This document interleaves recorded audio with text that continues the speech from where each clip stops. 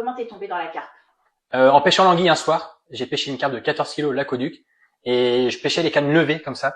Et en fait, un soir, touche d'anguille, en général, ça titille comme ça. Et là, la canne est sortie du tube d'aspirateur que j'avais mis avec une tige de fer, comme on a pu faire tous. Et là, j'ai dit, ah ouais, une carpe, c'est ça. Et du jour au lendemain, j'ai commencé à acheter du matériel à carpe.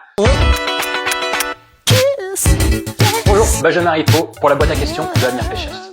Miroir ou commune? Miroir. Session rapide ou longue? Très rapide. Compétition ou session chill? Compétition. Ah ouais, l'adrénaline, il y a que ça qui me motive. Touche de jour ou touche de nuit?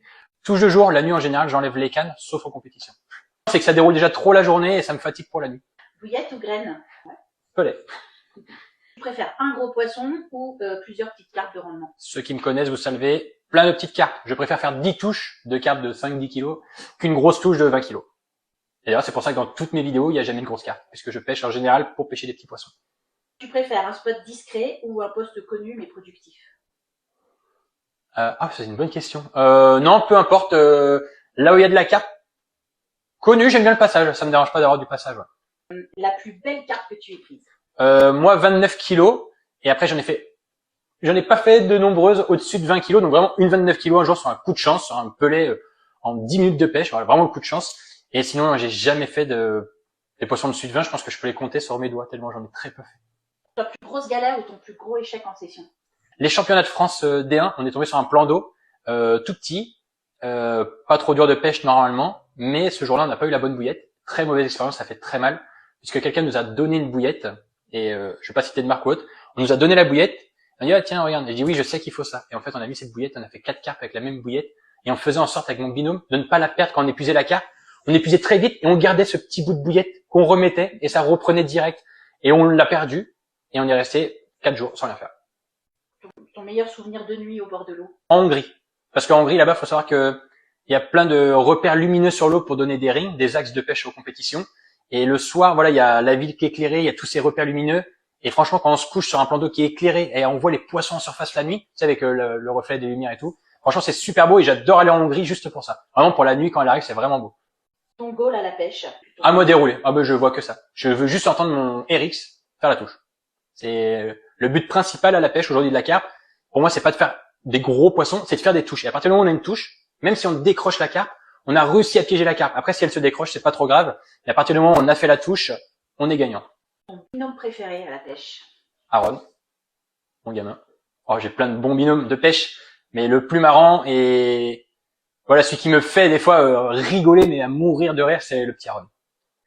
À la frappe ou en bateau? À la frappe. Au sac ou au stick? Au stick. Gripade 250 ou caillou? Oula. Un caillou, pour pas polluer. Dumper ou bouillette? Les deux, puisque je mélange les deux. Dense ou soluble? Les deux aussi. Tu préfères une pêche d'observation ou tout préparer à l'avance? Sur des grosses pêches, bien sûr, je prépare à l'avance, notamment sur des lacs. Et sinon, quand j'arrive sur le spot pour des pêches de journée, observation avec le drone ou mes yeux, et du coup, pêche d'observation. Les deux. Extrême bordure ou plein eau? Bordure. Non, plein eau.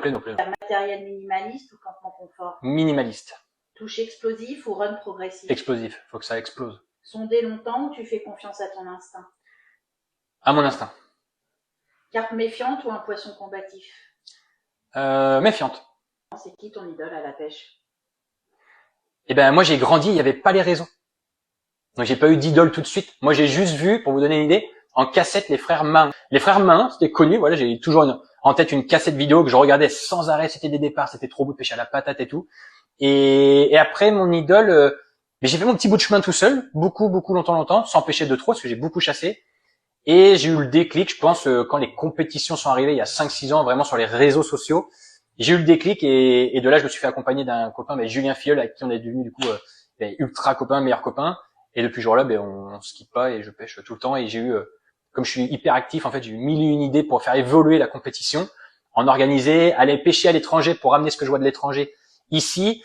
Et de là, du coup, est sorti plein de choses. La chaîne YouTube, le petit site internet, parce que sur YouTube, on voyait des articles et du coup, je donnais des références dans des magasins, tout ça. Enfin, c'était tout un truc. Donc, c'est tout un ensemble. Et maintenant, il suffit juste de faire mûrir tout ça et de faire profiter le plus de gens possible de tout ce que je peux connaître. Aussi le carnassier? Oui, plus que la carpe. Et ça se voit pas. Oui, je sais, ça se voit pas. À partir de cette année, on va le publier notamment sur YouTube. Mais c'est vrai que je pêche plus le carnassier et la truite, notamment la truite tout l'été. avec le petit Aaron bien sûr. Et pour moi c'est compliqué de filmer carnassé parce que on bouge beaucoup, c'est tout à fait autre chose que la cape où t'es plutôt en plan fixe avec une caméra. Mais le carnassé, maintenant que j'ai Rémi, mon caméraman, qui va me suivre, on va faire plein de vidéos. Là, on part au Portugal, on part en Espagne, on va faire plein de choses. Ton objectif pêche pour 2026 la grosse compétition que j'organise, Ligue BRTV, voilà, une compétition qui regroupe 9 qualifications pour une finale. J'ai la Hongrie aussi avec mon pote Julien Filleul, quelques grosses compétitions comme ça dans l'année. Et on espère que tout se passe bien. Est-ce qu'il y a autre chose qui t'anime dans la vie? Moi, je pense que c'est toutes les personnes qui nous suivent aujourd'hui sur les réseaux, que ce soit pour la marque ProHitBets ou bien alors moi sur ma chaîne personnelle. Toutes ces personnes qui viennent te voir sur les salons de pêche, sur les portes ouvertes ou même au bord de l'eau, c'est pour ça que ça me dérange pas qu'on vienne me voir au bord de l'eau. Toutes ces personnes, en fait, elles te donnent du peps et ça te donne envie à chaque fois d'aller retourner des vidéos pour remontrer de nouvelles astuces et autres. Et de toute manière, sans ces personnes-là, aujourd'hui, je serais peut-être pas devant cette caméra. Donc encore merci à tous.